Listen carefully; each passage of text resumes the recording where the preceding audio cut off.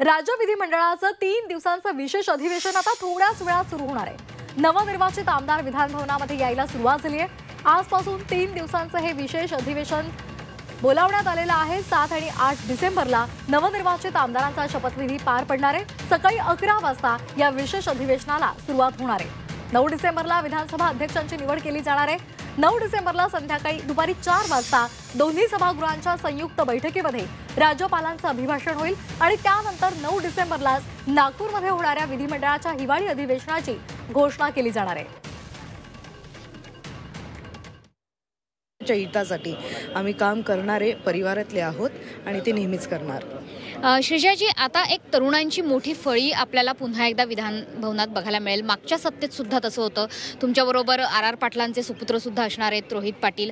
कसं बघताय याकडे? एक यंग ब्रिगेड आता विधान भवनात दाखल होते नव्याने, तुम्ही पहिलं पाऊल ठेवताय, त्याच्यामुळे यंग ब्रिगेड म्हणून काही वेगळा विचार मांडला जाणार आहे का महाराष्ट्रासमोर? जे जनरेशनची गरज असते, मला असं वाटतं काळाची जी आज गरज आहे की यूथला पुढे यायला पाहिजे।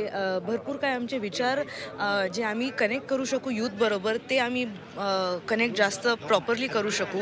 त्यामुळे मला आनंदच आहे की यूथ आलेले आहेत, पण मला तेवढंही चांगलं वाटतं की आम्हाला ज्येष्ठांकडनं विजडम भरपूर भेटणार आहे। त्यांचं एक्सपिरियन्स कडून आम्हाला भरपूर शिकायला भेटणार आहे। तर त्यांचा आशीर्वाद आणि साथ तर नेहमीच पाहिजे, पण युवकांना जरा एक मार्गदर्शन द्यायला किंवा प्रेरणा द्यायला ज्येष्ठांची सुद्धा गरज लागते।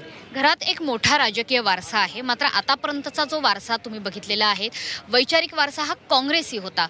मात्र आता अचानकपणे एक विचारांची वेगळी लढाई तुम्हाला लढावी लागणार आहे का? कारण एका वेगळ्या विचारधारेचा पक्ष घेऊन, त्या वेगळ्या विचारधारेचा चेहरा घेऊन तुम्ही आता विधान भवनात येत आहे। अजून तरी मला ह्या सगळ्या गोष्टी एक्सपिरियन्स करायच्या आहेत। माझी पहिली वेळ आहे आणि प्रामाणिकपणे आमच्या लोकांसाठी काम करायची इच्छा ठेवते मी। माझं फोकस त्या गोष्टीवर असणार आहे। बरं, काय स्वप्न आहेत श्रीजयाची आपल्या मतदारसंघासाठी? कोणती वचनं देत आहेत आपल्या मतदारसंघाला आज? वचन तरी नाही, पण असं स्वप्न आहे की मी अजून काही चांगली गोष्टी करू शकू आपल्या मतदारसंघाच्या लोकांसाठी। अजून काही आईवडिलांनी केलेले विकासाचे काम, पण त्याच्यावरून सुद्धा जास्त अजून मी काय नवीन आपल्या मतदारसंघासाठी आणू शकते, त्याच्यावर जास्त लक्ष द्यावे। विशेषतः तरुणी आणि महिलांसाठी काही योजना तुम्ही आणणार आहात का? काही वेगळा विचार तुम्ही मांडणार आहात का? काही कल्पना? नक्कीच, तरुण असल्यामुळे, महिला असल्यामुळे त्यांना नक्की प्राधान्य देणार।